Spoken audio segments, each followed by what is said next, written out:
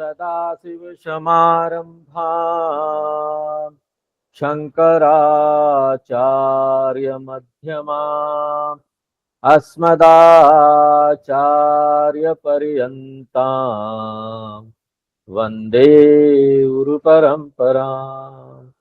ओ शांति पाठ पढ़ेंगे।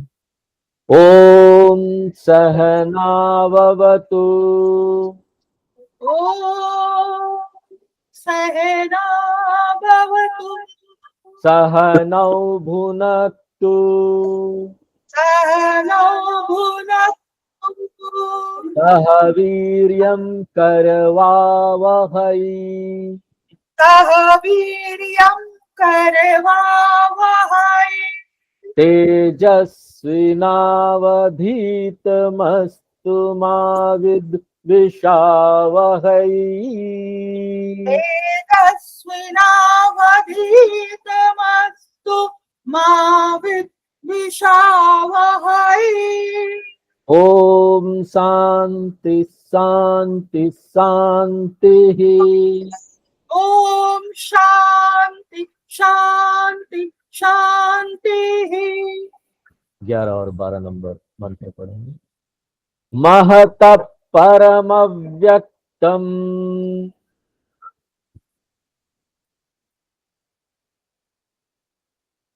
म्यूट हो गया।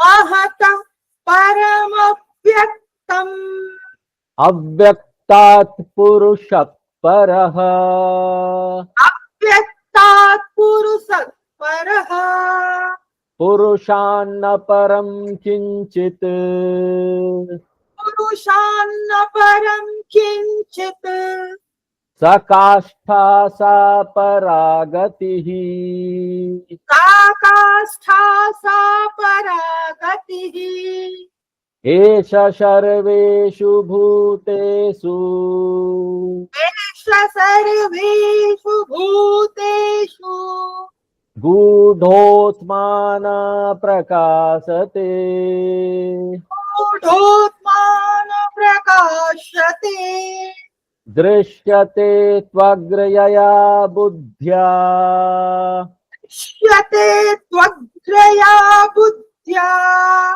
सूक्ष्मया सूक्ष्मदर्शिभिः सूक्ष्मया सूक्ष्मदर्शिभिः। पहले 9 मंत्रों में ज्ञान साधना के बारे में बात करने के बाद उपनिषद ज्ञानम के बारे में बता रहे हैं। इन 2 मंत्रों में 10 और 11, और ये जो 2 मंत्र है उसमें उपनिषद प्रकट कर रहे हैं आत्मा की प्रकृति, आत्मा की प्रकृति को प्रकट कर रहे हैं। धीरे धीरे कर हमको एक अनात्मा से दूसरे अनात्मा में ले जा रहे हैं, और पूरे अनात्मा को 5 कोष में विभाजित किया जा सकता है, और उपनिषद एक एक करके हमको एक एक कोष में ले जाते हैं। पहले सबसे जो स्थूल कोष है, फिर उससे जो सूक्ष्म कोष है, और अंततो गत्वा आत्मा तक पहुंच जाता है। और इस मंत्र में हमने देखा महता परमव्यक्तम अव्यक्तात् पुरुषः परः पुरुषान्न परम किंचित सा काष्ठा सा परागति। जब आप अपने मन को समेट लेते हैं, कहां से? अनात्मा से। अनात्मा से समेट लेते हैं और धीरे धीरे करके सूक्ष्म से सूक्ष्म होते जाते हैं, एक सूक्ष्म अनात्मा से दूसरे सूक्ष्म अनात्मा, और सबसे सूक्ष्म अनात्मा पर पहुंचते हैं वहां अव्यक्तम। अव्यक्तम जो अनात्मा है वो भूत पदार्थ है जो लयगत अवस्था में है, बीज अवस्था में है। जो यहाँ पर व्यक्त अनात्मा है वो तो कंक्रीट है, ठोस है, उससे वो लयगत अवस्था में आ जाता है, अठोस अवस्था में। जैसे कि हम लोग बोलते हैं ना, ये ऊर्जा है और ये पदार्थ है। पदार्थ ठोस है, ऊर्जा क्या है? दिखाई नहीं देता, अठोस है। हमारे अंदर ऊर्जा है, और हम जानते हैं कि जो भूत पदार्थ है वही परिवर्तित होता ऊर्जा में, ऊर्जा फिर से परिवर्तित होता भूत पदार्थ में। फिर अंतर क्या है? अंतर ये है कि भूत पदार्थ जो है वो दिखने वाला ठोस चीज है, जबकि ऊर्जा क्या है, वो भी पदार्थ ही है लेकिन ठोस नहीं है, दिखाई नहीं देता, अव्यक्त अवस्था में है। तो इसी प्रकार से आप कल्पना कर लीजिए कि पूरा सृष्टि जो है वो बीज अवस्था अव्यक्त में चला गया। तो सोचिए वो सूक्ष्म रूप होगा ना अनात्मा का। अगर पूरा सृष्टि चला जाए, है तो अनात्मा ही है ना पूरा सृष्टि, सूक्ष्म अवस्था में चला गया और हम इसका अनुभव ही करते हैं रोज रोज। और मूल अनुभव तो प्रलय के समय होगा, अभी तो सृष्टि यहां पर है। प्रलय के लिए हम वेट नहीं कर सकते, प्रलय हो तब तो हमको दिखाई दे कि नहीं दिखने वाला सृष्टि कैसा होता है। अरे आप भी नहीं दिखने में चले जाएंगे प्रलय होगा तो हम भी डिसअपेयर हो जाएंगे, इस धरती में रहेंगे ही नहीं। तो हमको ऐसा कोई अनुभव चाहिए ना जो कि प्रलय के जैसा हो। ये जो अंतरिक्ष यात्री लोग जो हैं, जो जाते हैं अंतरिक्ष में, वो क्या करते हैं पता है? अंतरिक्ष में जाने से पहले उनको पूरा ट्रेनिंग दी जाती है धरती पर ही अंतरिक्ष वाला वातावरण बनाया जाता है। वहां पर ऐसा परिस्थिति बना दिया जाता है, ऐसा एक डोम टाइप का बना देते हैं, ऐसा एक घेरा बना देते हैं जहां पर ना गुरुत्वाकर्षण शक्ति नहीं रहती है खींचने के लिए। एक व्यक्ति अगर ना बिना तैयारी के अंतरिक्ष में जाएगा तो मर जाएगा वहां, इसलिए ट्रेनिंग जरूरी है। तो वो क्या करते हैं, धरती पर ही वैसा वातावरण बना देते हैं जो कि अंतरिक्ष की तरह है। अंग्रेजी में इसको बोलते हैं सिमुलेटेड ट्रैवल। वैसे ही का वैसा ही प्रशिक्षण के लिए एक स्थिति बना देना, ट्रेनिंग के लिए उसी तरह का वातावरण जैसा अंतरिक्ष में धरती पर तैयार कर लेना और लोगों को ट्रेन करना कि देखो तुम वहां जाओगे तो ऐसा रहेगा, वहां पर प्रेशर इतना रहेगा, वहां पर ऑक्सीजन नहीं रहेगा, और चारों तरफ आपका ट्यूब लगा होगा, स्पेशल ड्रेस होगा, उस ड्रेस को लेकर कैसे चलोगे। उसी प्रकार हम ना प्रलय के लिए रुक नहीं सकते कि प्रलय आएगा। ये जो पूरा ये जो सृष्टि है ना वो अभी बीज अवस्था में है। तो हम उस अनुभव के लिए वेट नहीं कर सकते। हमको तो यहाँ रोज रोज का अनुभव मिला हुआ है जो प्रलय के जैसा है। और वो क्या है? वो है निद्रावस्था, आसानी से उपलब्ध है ना। और ये भी जो निद्रावस्था है ना, दो तरह का है। एक तो नेचुरल स्लीप है, प्राकृतिक रूप से हमको नींद आ जाएगी, हम चले जाएंगे, और बिना बुलाए भी आ जाती है। और दूसरा ये है कि ना हमको ना कृत्रिम रूप से सोना पड़ता है, या हम सोते हैं, या हम अपने सभी कार्यों को हटा देते हैं, सभी मानसिक कार्यों को हटाकर कृत्रिम रूप से कोशिश करके ये करते हैं। जब आप ये कोशिश करके अपनी सभी मानसिक क्रियाओं को हटा देते हैं और निद्रावस्था में चले जाते हैं, तो वहां पर आप क्या अनुभव करते हैं? पूरा शून्य है। और शास्त्रों के अनुसार शून्य का ये अर्थ नहीं है कि वहां कुछ नहीं है, लेकिन शून्य का क्या अर्थ है?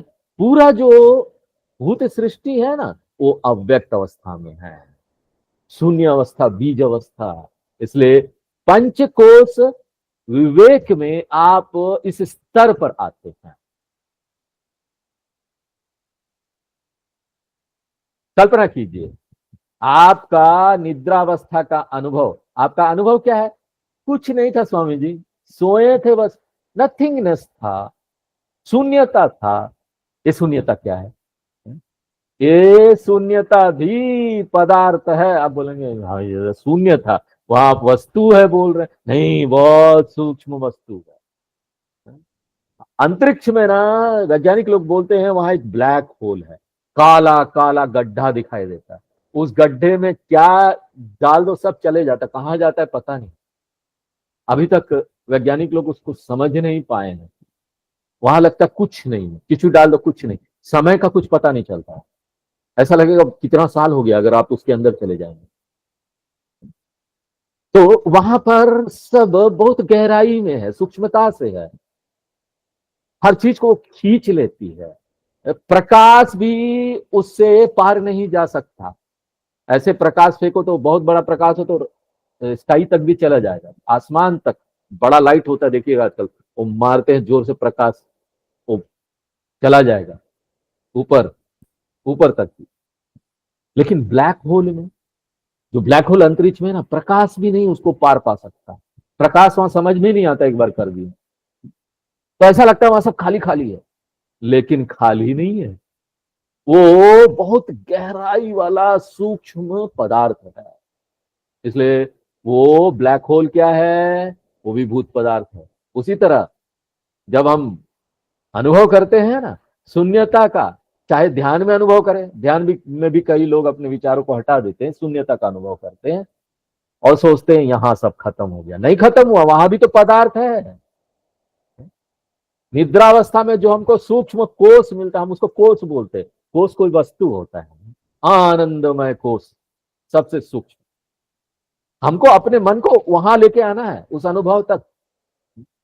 लेकिन अभी मत जाइए, अभी जगे रहिए, उस अनुभव का सिमुलेशन कीजिए, कल्पना करके सोचिए।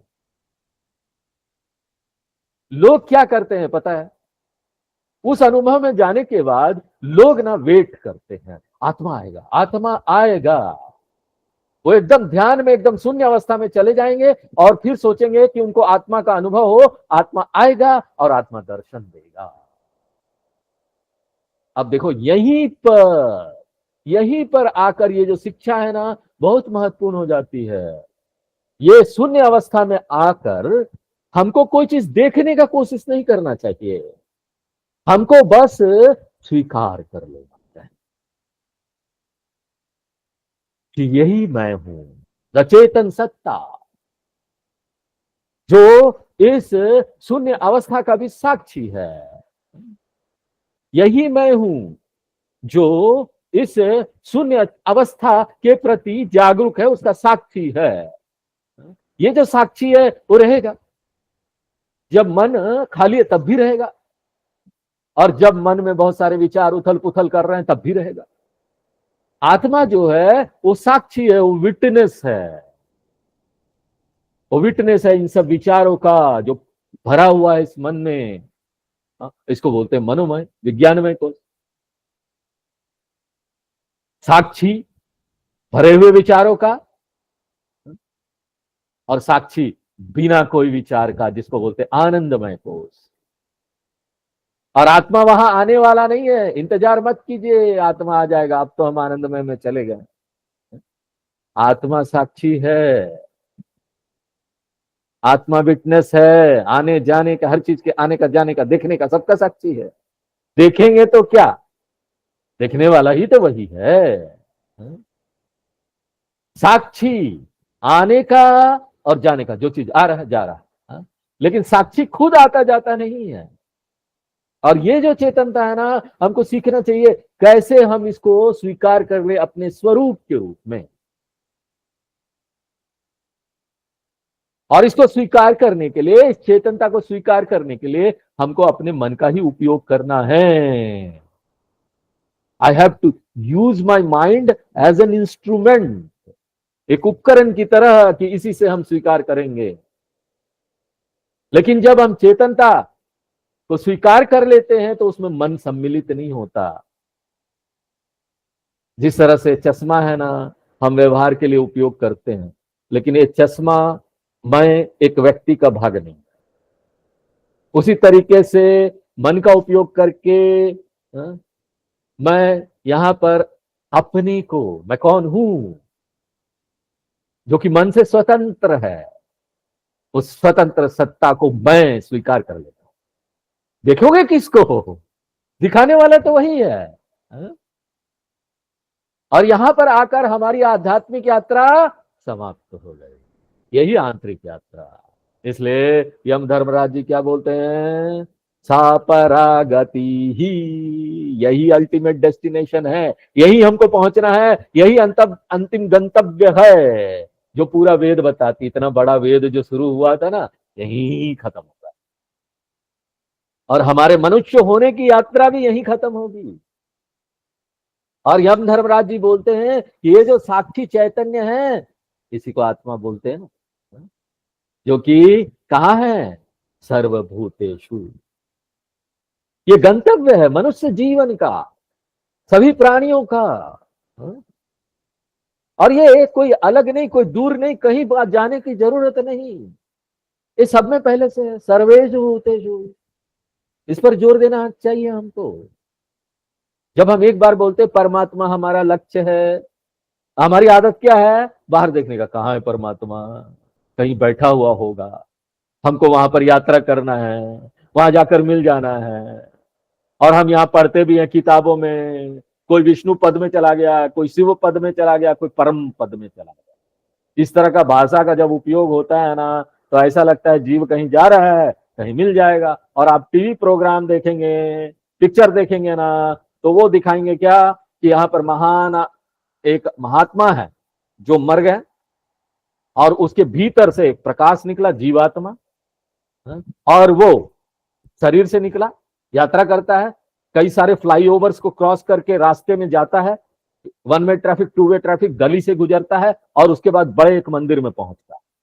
वहां पर भगवान गर्भगृह में है और वो प्रकाश जाकर मिल जाता है भगवान से। ये सब चीजों को देखकर और सुनकर, बड़े बड़े महात्माओं की जीवनी को पढ़कर, और ये पढ़कर कि जीवात्मा यात्रा कर रहा है मृत्यु के बाद। यहाँ पर जो महान संत रमन महर्षि जी हुए थे साउथ इंडिया में, दक्षिण भारत में, उनके बारे में भी ऐसा ही बोला जाता है कि मृत्यु के बाद ना उनका जीवात्मा शरीर से बाहर निकला और कई लोगों ने देखा भी कि वो जाकर ना मिल गया किसी। अब एक किसी व्यक्ति ने बोल दिया गलती से, भावना में, मुंह से, उसके बाद उसको किसी ने लिख दिया किताब में। अब वो किताब और किताब से किताब लिखते गए और कंफ्यूजन से कंफ्यूजन पैदा होता गया और आज लोगों के मन में वो कंफ्यूजन है, कंफ्यूजन। कहानी दर कहानी, महात्माओं की जीवनी, कहानी दर कहानी, चमत्कार दर चमत्कार, और वो सोचते इतने कंफ्यूजन होकर कि हमारा भी कोई ऐसा प्रकाश होगा, वो निकलेगा, हम आत्मा को देखेंगे। कंफ्यूजन ही कंफ्यूजन। हमको लगता है परमात्मा कहीं और है, जीवात्मा कहीं और है, ऐसा लगता है। इसलिए हमारे जो यमदेव है ना, यम धर्मराज, वो एक सही आचार्य है इसकी शिक्षा देने के लिए। इसलिए बोलते हैं परमात्मा हमसे अलग नहीं है, हमको कहीं यात्रा नहीं करना इससे मिलने के लिए। फिर कहाँ है परमात्मा, कहाँ है, वैकुंठ में क्या समझ, कैलाश में क्या? वो बोलते ये सह किसमें, सिर्फ महात्मा लोगों में होगा स्वामी जी, साधु हमारे अंदर तो नहीं यार महात्मा लोगों में होगा। नहीं नहीं, ये आत्मा सर्वेषु भूतेषु, सभी में है, महात्मा में भी है, दुरात्मा में भी है, बुरा आत्मा में भी है, सब में है। सर्वेषु भूतेषु, सभी प्राणियों में परमात्मा है, कोई अंतर नहीं है, डिस्टेंस नहीं है जीवात्मा और परमात्मा में। इसलिए मिलने का कोई प्रश्न ही नहीं उठता। और ये जो मिलना है ना, वो कोई एक घटना नहीं है जो कि मिलेगा जाकर कोई चीज किसी से। और ये मैं आपको 100 बार बोल चुका हूं, लेकिन मैं इसको बार बार दोहराऊंगा कि ये जो मिलना है ना, कोई घटना नहीं है। फिर मिलना क्या है? मिलना यानी इस धारणा को छोड़ दीजिए कि परमात्मा कहीं दूर है, इसी को बोलते मिल जाना। ये पूरी तरह से बौद्धिक क्रिया है, बौद्धिक प्रक्रिया है, क्योंकि धारणा कहाँ है, यहां बुद्धि में है। जितनी भी गलत धारणाएं, कंफ्यूजन यहां पर है। गलत धारणा बुद्धि का है ना, बुद्धि को यह धारणा छोड़नी पड़ेगी। और ये धारणा जो ऐसी चीज है ना, इसको दाढ़ी की तरह हम सेव करके नहीं निकाल सकते, सेव करके निकल गया धारणा नहीं। आप अपने बालों को सेव कर सकते हैं, धारणा को नहीं कर सकते। धारणा तो समझ से ही जाएगी, समझ पैदा करना पड़ेगा। धारणा को त्यागने के लिए, तोड़ने के लिए, नष्ट करने के लिए ज्ञान चाहिए। ये जो परमात्मा है ना, वो कहीं दूर दूर नहीं है जहां जाकर हमको मिलना है। इसलिए यम धर्मराज जी क्या बोलते हैं, एष आत्मा सर्वेषु भूतेषु वर्तते। किस रूप में? चेतनता के रूप में। और उसका काम क्या है? काम से मत समझना कि वो काम करता है। उसका काम है कि ना विटनेस बने रहना, साक्षी बने रहना। विचार है उसका भी साक्षी मन में, और विचार नहीं है उसका भी साक्षी। और कब ये उपलब्ध है? किस अवस्था में? जागृत, स्वप्न, सुसुप्ति, समाधि में चले जाओ तब भी, और तूर्या में चले जाओ तब भी। चौथी अवस्था तूर्या अवस्था।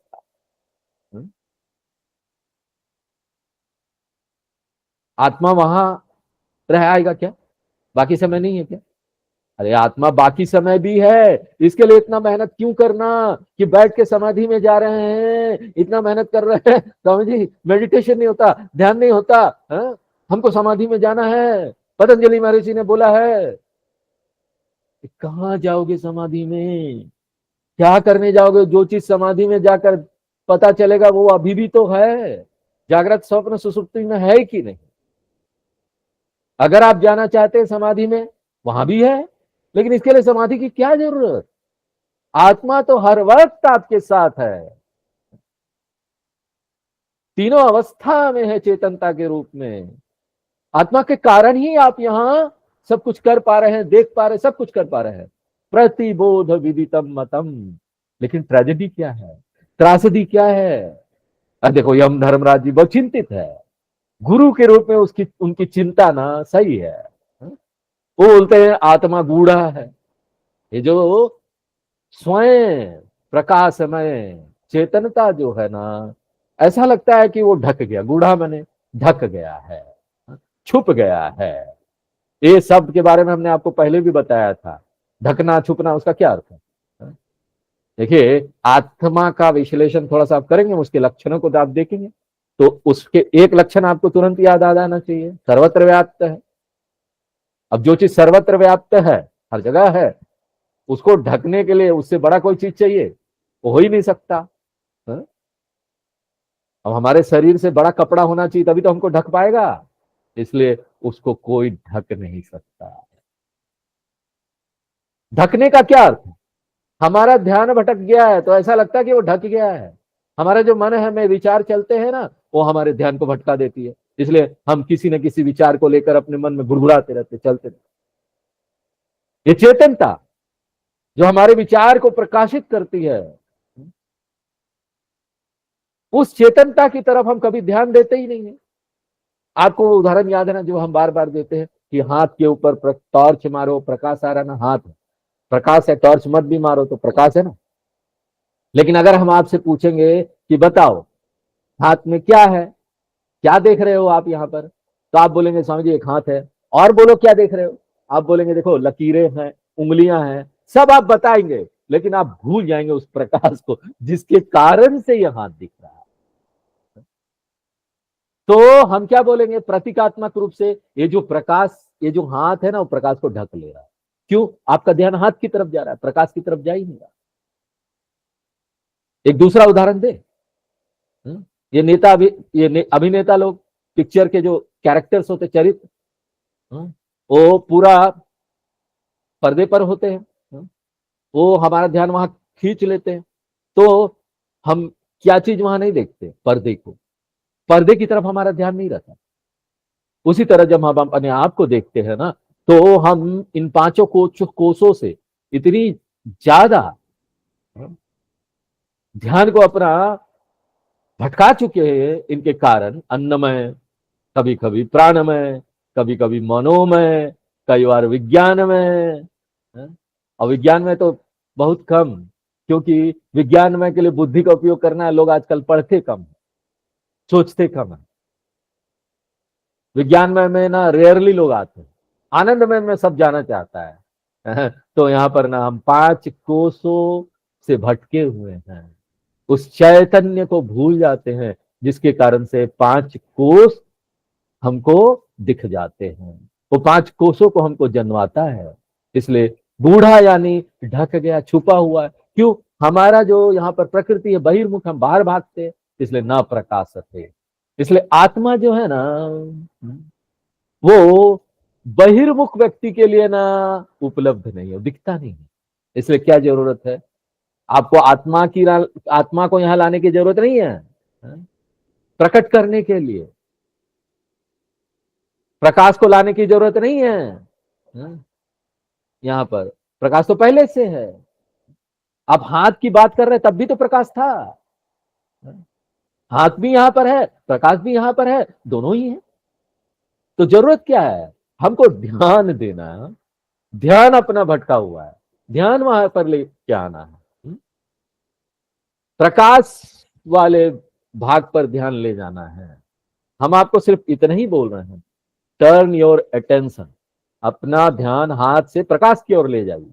और एक बार आप अपना ध्यान ले जाएंगे तो हम बात कर सकते हैं ना आपसे कि देखो प्रकाश का पर ध्यान चला गया ना। अब देखो प्रकाश क्या है, वो सीमित नहीं है। प्रकाश जो है सर्वत्र व्याप्त है। प्रकाश जो है हाथ से प्रदूषित नहीं होता। प्रकाश जो है वो विभाजित नहीं होता। प्रकाश जो है वो अरूप है, रूप उसका कुछ नहीं है। हम आपसे बात कर सकते हैं प्रकाश के बारे में, एक अलग सत्ता के रूप में आपको प्रकट करके दिखा सकते हैं। अब दिखाना को यह मत लेना कि हम आपको कुछ दिखा देंगे, बुद्धि से दिखेगा। हम हर समय तो उसको देख रहे हैं ना, हर समय हम अनुभव कर रहे हैं। उसका अनुभव करने के लिए कुछ करने की जरूरत नहीं। इसलिए हम यहां पर कोई नई चेतनता के बारे में आपको नहीं बता रहे हैं कि कोई आएगा, चीज आएगा नहीं, वो था पहले से। हम सिर्फ आपसे इतना ही बोल रहे हैं, अपने ध्यान को उधर ले जाइए, उस चेतनता की तरफ जो हमेशा से था। और एक बार आपका ध्यान वहां चला गया, हम बोल सकते देखो चेतनता जो है असीमित है, चेतनता जो है अविभाजित है, चेतनता जो है वो हमारा सत्य स्वरूप है। यम धर्मराज जी बोलते अपना ध्यान चेतनता की तरफ ले जाइए। और इसके लिए क्या चाहिए होगा? सूक्ष्म मन चाहिए होगा। स्थूल मन ना शरीर में पड़ा हुआ रहेगा, शरीर की तरफ ध्यान होगा स्थूल मन का। स्थूल मन अपना ध्यान विचार की तरफ नहीं ले जा सकता। एक स्थूल मन अपना ध्यान शून्यता की तरफ नहीं ले जा सकता। एक सूक्ष्म मन ही अपना ध्यान हर समय उपलब्ध चेतनता की ओर ले जाता है। और किस तरह से आप अपना ये ध्यान केंद्रित करेंगे? स्वीकार करने के रूप में। ध्यान ले जाना, केंद्रित करना यानी स्वीकार करना। स्वीकार करना यानी स्वीकार करना कि हम ना विचार नहीं है, हम वो जागरूकता है, वो चेतनता है जिसके कारण से विचारों को हम जान पा रहे हैं। हम शरीर नहीं है, हम वो चेतनता है जिसके कारण से शरीर जिंदा हो गया है। हम वो शून्यता नहीं है जो हम ध्यान में प्राप्त कर रहे हैं, हम वो चेतनता है जो ना उस ध्यान को व्याप्त करता है और ध्यान को, वो शून्यता को प्रकट कर देता है। शून्यता को व्याप्त करता है, शून्यता को प्रकट कर देता है। मैं वो चेतनता हूं, मैं वो जागरूकता हूं, बस ये स्वीकार कर लेना है। उसके लिए बहुत सूक्ष्म संवेदनशील मन चाहिए। इसलिए वो बोलते ना प्रकाशते, ये जो चेतनता है ना वो प्रकट नहीं करता अपने आप को स्थूल बुद्धि वाले लोगों के लिए। स्थूल बुद्धि वाले लोग उसको नहीं पहचान सकते। जबकि दृश्यते, जबकि वही चेतनता जो है ना उसको हम स्वीकार कर लेते। अहम चैतन्यम अस्मि चिदानंद रूप शिवोहम शिवोहम न मे देश रागव। कोई द्वेष नहीं, क्योंकि वो सब तो मन का है, राग द्वेष वो सब तो विचार है। न मे लोभ मोहो मदो नैव मे नैव मात्सर्य भाव, ये सब मन का है। फिर मैं कौन हूं? मैं मन नहीं हूं, नहीं मैं विचार हूं, मैं वो चेतनता हूं, अप्रदूषित चेतनता जो इन विचारों में पूरा फैला हुआ है और उस विचारों को मुझे जन्मा देता है। किस तरीके से? जिस तरह से प्रकाश पूरे हाथ में फैला हुआ है, अप्रदूषित रहता है, चारों तरफ फैला हुआ है हाथ के ऊपर और हाथ को जन्मा देता है। इसलिए दृश्यते, यह स्वीकार हो जाता है किसको? त्वग्र या बुद्धिया, तीक्ष्ण बुद्धि के द्वारा जो ये विवेक कर पाए कि यहां विचार है, चेतनता है, विचारों पर व्याप्त है ये, जिस तरह से ये प्रकाश हाथ में व्याप्त है, अलग अलग आप विवेक जो करना है अलग अलग करने का, वो आप फिजिकली नहीं कर सकते। ऐसा नहीं कर सकते आप प्रकाश को काट के हटा देंगे और देख लेंगे हाथ को। हाथ और प्रकाश को अलग नहीं कर सकते, फिजिकली नहीं कर सकते। आपको अपना बुद्धि का उपयोग करना, विवेक का, इसको अलग करने के लिए कि विचार है, ये चेतनता है, समझ में इसको करना है। हमको देखना है कैसे विचार उठ रहे हैं, फिर विचार नीचे जा रहे हैं, जबकि चेतनता ना पैदा होता है, ना आता है, ना जाता है। तो विचार उठता है, फिर भी चेतनता है, विचार का लय हो जाता है, फिर भी चेतनता। जब विचार हैं तो चेतनता विचारों को प्रकट कर देती है, प्रकाशित कर देती है। जब विचार का लय हो जाता है तो भी चेतनता उस अविचारहीन अवस्था का साक्षी होता है। इसलिए विचार क्या है? वस्तु है। विचार को भी हम वस्तु बोल देंगे, नहीं विचार आ रहा, उसको आप कैसे ऑब्जेक्ट वस्तु बोल सकते हैं? उसको भी देख सकते हैं। और देखने वाला कौन है? चेतनता। विचार प्रकाशित होता है, चेतनता प्रकाशित करने वाला है। तो ऐसा विवेक करने के लिए हमको ना बहुत बहुत बहुत सूक्ष्म बुद्धि चाहिए। इसलिए यम धर्मराज जी क्या बोल रहे हैं? अग्रया। जैसे आजकल आंखों का सर्जरी होता है ना, उसके लिए लेजर बीम का उपयोग करते हैं आंखों को ठीक करने के लिए। अगर उसमें एक छोटी गलती भी हो जाए ना तो आंख चले जाएगी। थोड़ा सा इधर उधर करके हम मापते हैं, 1 सेंटीमीटर, 1 इंच, 0.0000। उसी प्रकार से विचार और चेतनता, इसको विवेक करने के लिए हमको ना एक सूक्ष्म बुद्धि की जरूरत है, अग्रया बुद्धिया। और सूक्ष्म, सूक्ष्मया सूक्ष्म, यही नहीं कि बहुत सूक्ष्म होना चाहिए, तीक्ष्ण होना चाहिए। तीक्ष्ण बुद्धि सिर्फ नहीं होना चाहिए, सूक्ष्म भी होना चाहिए। क्या कारण है? जब आप दो चीज को अलग करना चाहते हैं, दो वस्तु को, तो बहुत आसान है। आप अपने बुद्धि का उपयोग कर सकते हैं। आप यहाँ प्रकाश देख सकते हैं, लेकिन प्रकाश अलग, हाथ अलग। आप दोनों को देख सकते हैं क्योंकि दोनों वस्तु है। लेकिन जब हम यहाँ पर विचार और चेतनता को अलग करने की बात करते हैं तो हम क्या मिस्टेक करते हैं, गलती क्या करते हैं? और आज भी लोग बहुत गलती कर रहे हैं इसमें। वो शुद्ध चेतनता को देखना चाहते, विचारों को पूरा हटा कर, हाँ देख लिया आत्मा, वो देखना चाहते शुद्ध चीज। वो तीव्र ध्यान में बैठते इसके लिए, और उसके लिए क्या करते हैं? वो अपने पूरे विचारों को अलग कर लेते हैं और उनके अनुसार, इससे पहले विचार था, अभी विचार नहीं है, तो क्या रह गया? वो चेतनता है। तो चेतनता को देखने का प्रयत्न करते, शुद्ध चेतनता को, अविचारहीन।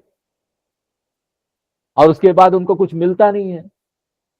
हमने आपको बताया था, कई बार लोग आते हैं, बोलते स्वामी जी हम ना पिछले 12 साल से ध्यान में बैठकर मैं कौन हूं, मैं कौन हूं, ये ढूंढने का प्रयत्न कर रहे हैं, और मैं पूरे विचारों को खत्म कर चुका हूं ध्यान में बैठकर, लेकिन मुझे पता नहीं चलता आगे क्या करना है, अगला स्टेप क्या है।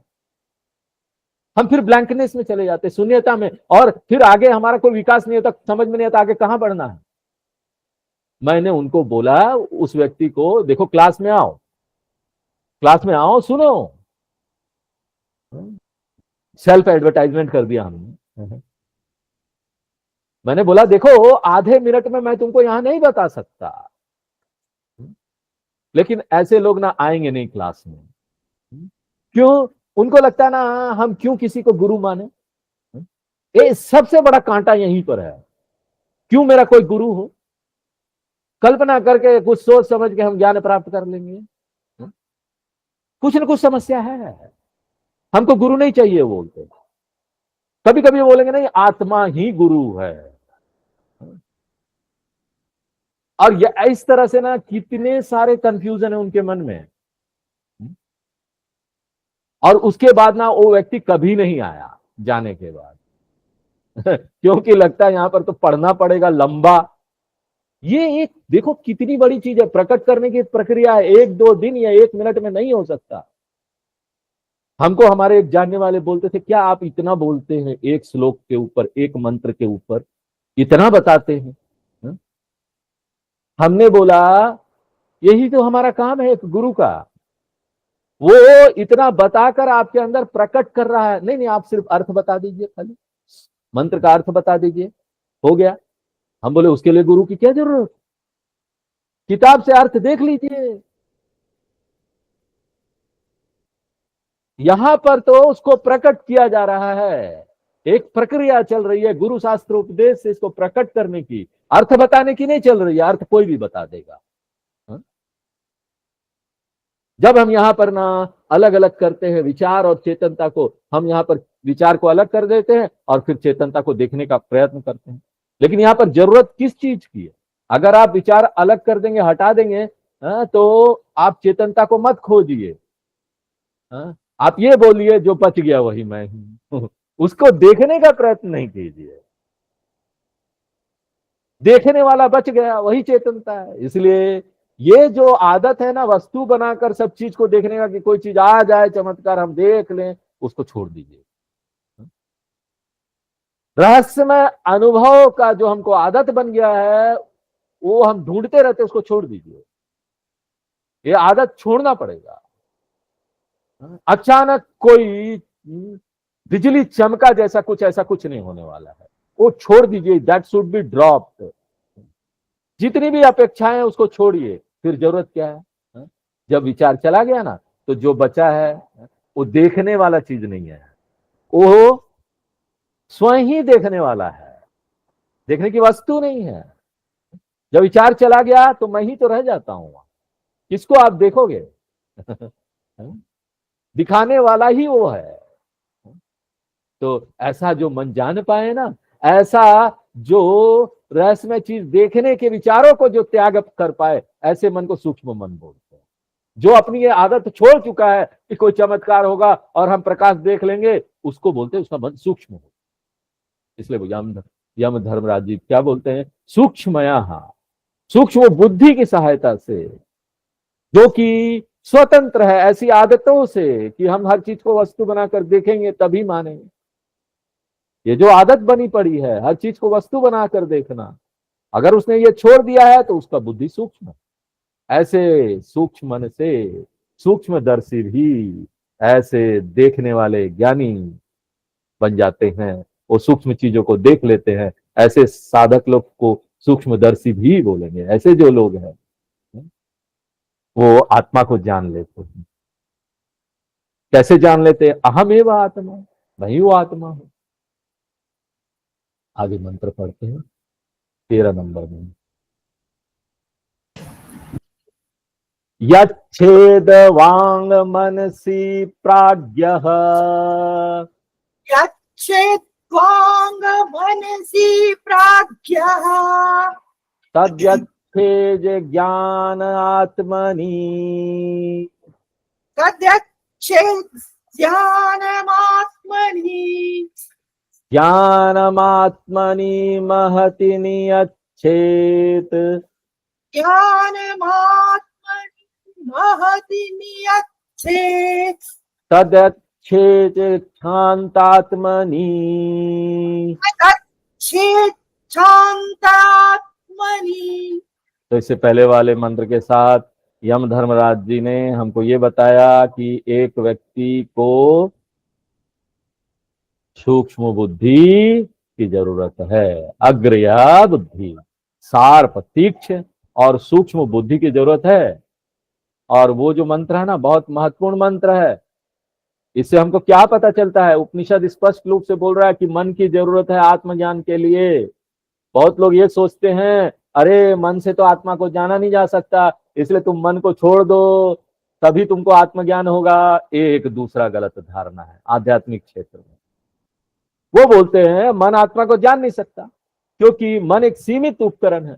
सीमित उपकरण असीमित को कैसे जान सकता है? इसलिए आपको मन को ना ट्रांसेंड करना, उसके परे निकलना। और इसी को बोलते, देखो वही समाधि है। समाधि में आप उससे परे निकल जाएंगे मन से, तब जाकर आपको आत्मज्ञान होगा, तभी आत्मज्ञान संभव है। जबकि उपनिषद क्लियरली बोल रहा है, स्पष्ट रूप से, आप अपने मन से परे नहीं जा सकते, आप मन को ड्रॉप नहीं कर सकते। आपको अपने मन का उपयोग करना एकमात्र अपने मन का, आत्मा को जानने के लिए। दृश्यते त्वग्र यया बुद्धिया, बुद्धि एकमात्र बुद्धि से आपको इसको जानना है। और किसी और जगह पर शंकराचार्य जी ना प्रश्न करते हैं, और वो क्या है, शंकराचार्य जी प्रश्न करते हैं कि शास्त्रों में ही दिया हुआ है, किसी और जगह पर वहां पर बोला गया है मन आत्मा को नहीं जान सकता, अब यहाँ पर आप बोल रहे हैं एकमात्र मन से ही आत्मा को जाना जा सकता है। स्वामी जी, ये कोई कॉन्ट्राडिक्शन है, विरोधाभास? अगर आपको ये सब चीजें याद है ना, तभी आपको ये प्रश्न सब मन में आएंगे। अगर याद नहीं है ना, तो आपके लिए आशीर्वाद है, क्योंकि ये सब प्रश्न भी नहीं आएगा मन में, कॉन्ट्राडिक्शन दिखाई नहीं देगा।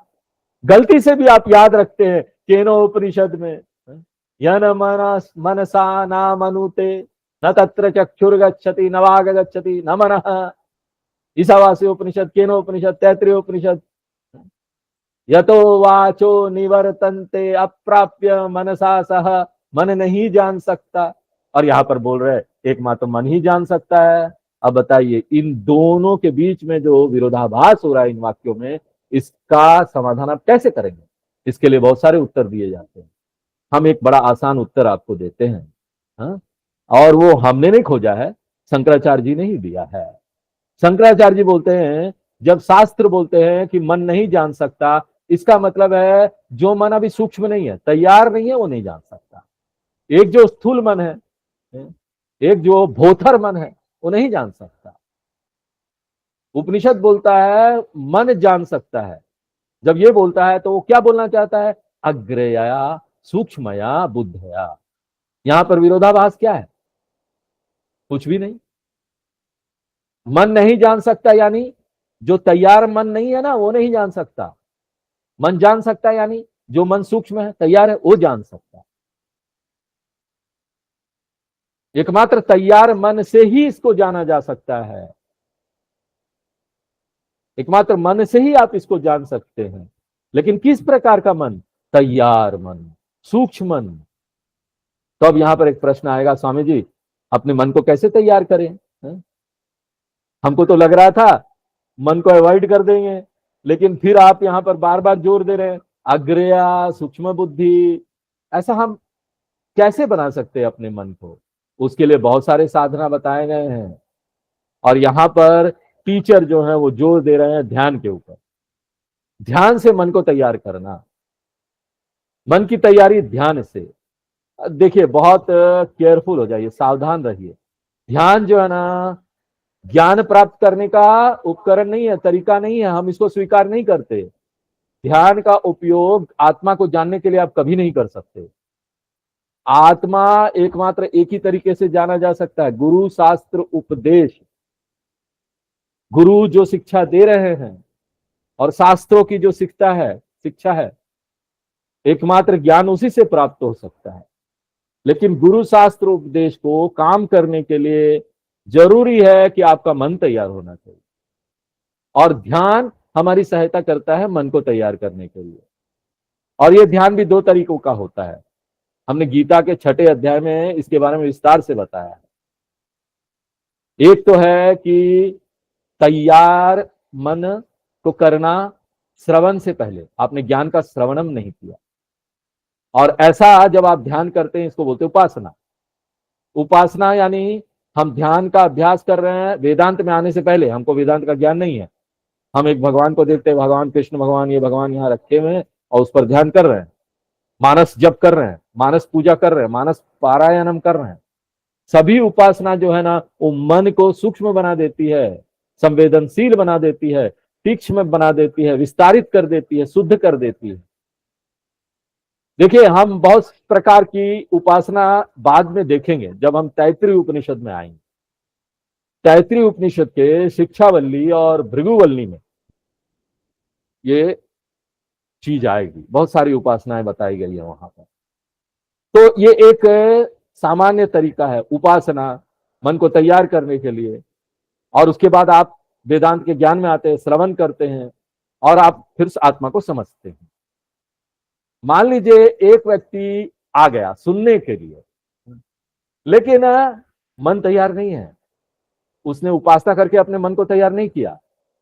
फिर क्या करना? वेद बोलते हैं कि ना, अगर आपने उपासना का अभ्यास नहीं किया वेदांत का अध्ययन करने से पहले, तो आपको अभी ध्यान का अभ्यास करना पड़ेगा वेदांत का अध्ययन के बाद।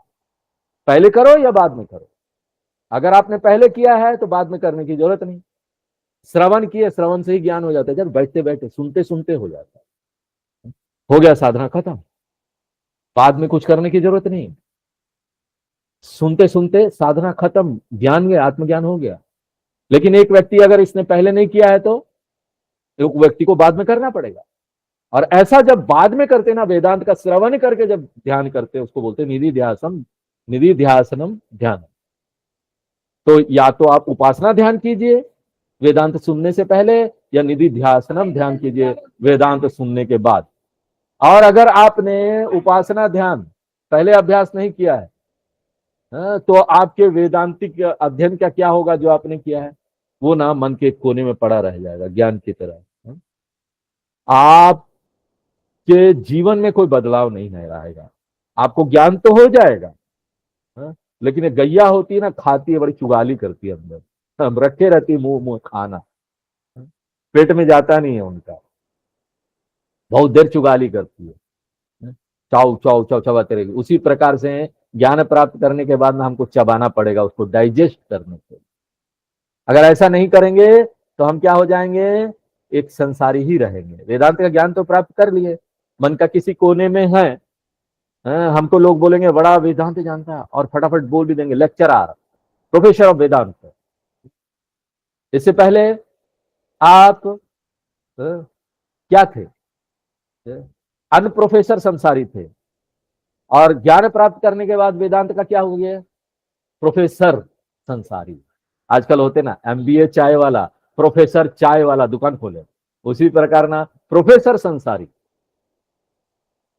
इससे आपका जीवन और ही भुगताऊ बन जाएगा अच्छा नहीं बनेगा।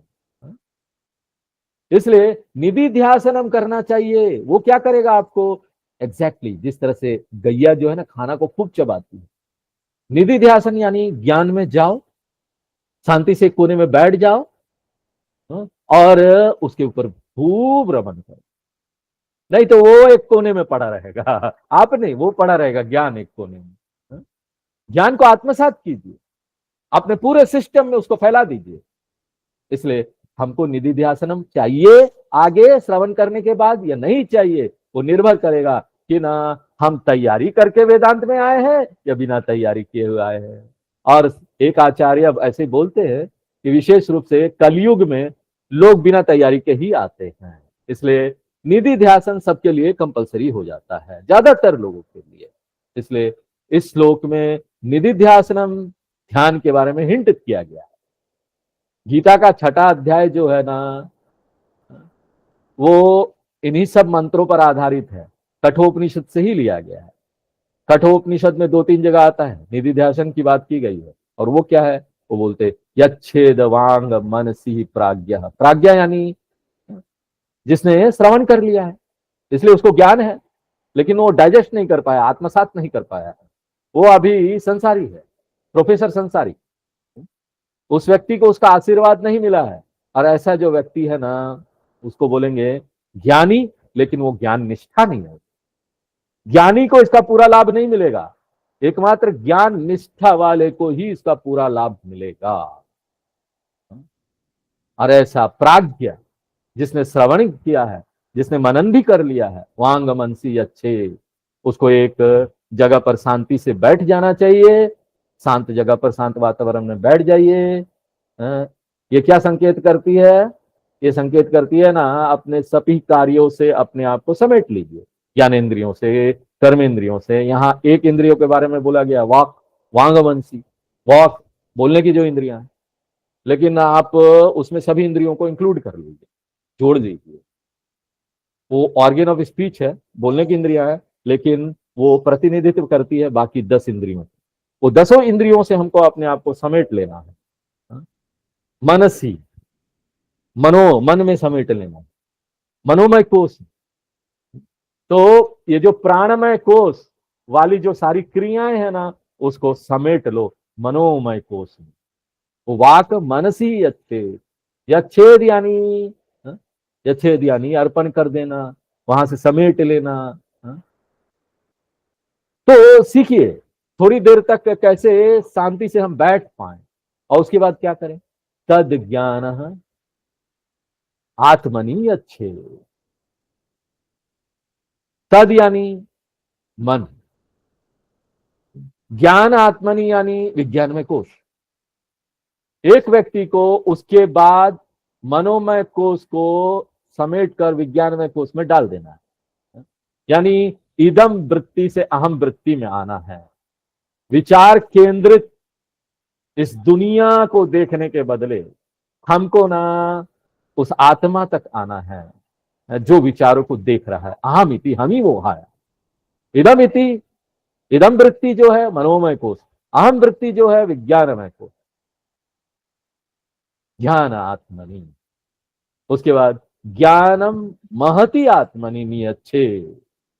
ये जो ज्ञान है बुद्धि विज्ञानमय कोश, वो कहां लयगत हो जाना चाहिए, कहां समेटा जाना चाहिए। महति आत्मनि यानी समष्टि बुद्धि में, यानी हिरण्यगर्भ में, टोटल बुद्धि में।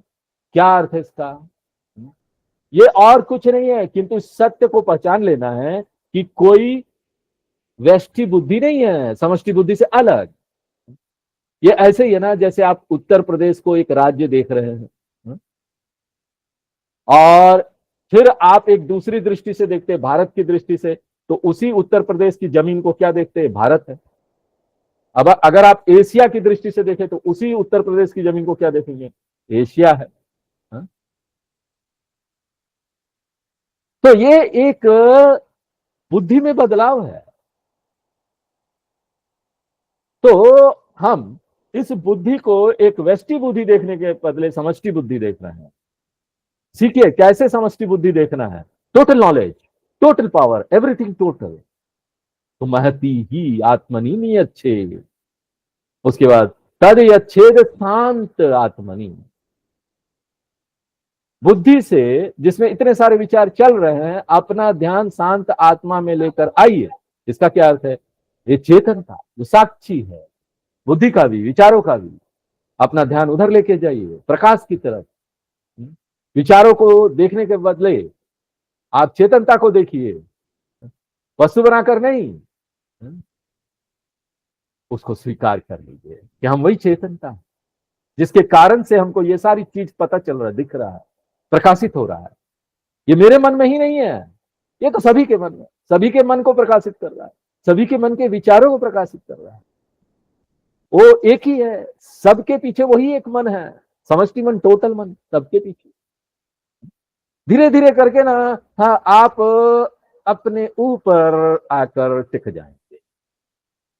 मैं कौन हूं, दुनिया से खिंचाता जाएगा आपका ध्यान और अपने ऊपर आ जाएंगे। ये जो अभ्यास है इसको बोलते हैं निधि ध्यास है ना। तो तत् शांत आत्मनि यच्छेद, यच्छेद मीन फिर से उसको लयगत कर दो, उसमें नियंत्रित कर दो। चेतनता में आने के बाद हम उसमें रमन करते हैं, ये दावा करते हुए कि अब हम सीमित शरीर नहीं है। और जब हम बोलते हैं मैं, तो हम शरीर के किस भाग के बारे में बात कर रहे हैं, चेतनता के बारे में। और जब आप बोलते हैं मैं प्रदूषित नहीं हूं, शरीर में इतना प्रदूषण है, षड्विकार है, वो मेरा नहीं है। ये जो असीमित मैं हूं, ये जो अप्रदूषित मैं हूं, ये जो अविभाजित मैं हूं, इसको मैं ना स्वीकार कर, मेरे उच्च स्वरूप। और अपने नीचे वाले ये खत्म होने वाले, जाने वाले, राग देश वाले जो चीज है ना, वो सबको हटा देता हूं। नित्य तुच्छ चीज है, उससे अपनी पहचान नहीं बनाता। शरीर जो है वो एक माध्यम मिला हुआ, कुछ समय के लिए, कुछ समय के लिए यहाँ रहेगा। हम देखो वो पसंद करे ना कर पसंद करे, ये बिखर जाएगा, अन्नमय बिखर जाएगा, प्राणमय बिखर जाएगा, लेकिन मैं जो चैतन्य अंश है वो कभी नहीं बिखरेगा। एक ही परिवर्तन होगा, और वो क्या है, जब तक शरीर उपलब्ध है हम ये बोलेंगे कि मैं चेतनता हूं। जब शरीर चला जाएगा तो मैं ये नहीं बोल सकता मैं ये चेतनता हूं, लेकिन मैं रहूं या नहीं रहूं, मैं बोलूं या नहीं बोलूं, मैं हूं तो चेतनता। जब शरीर है तब हम बोलते हैं, जब शरीर नहीं है हम इसको नहीं बोलते हैं, है?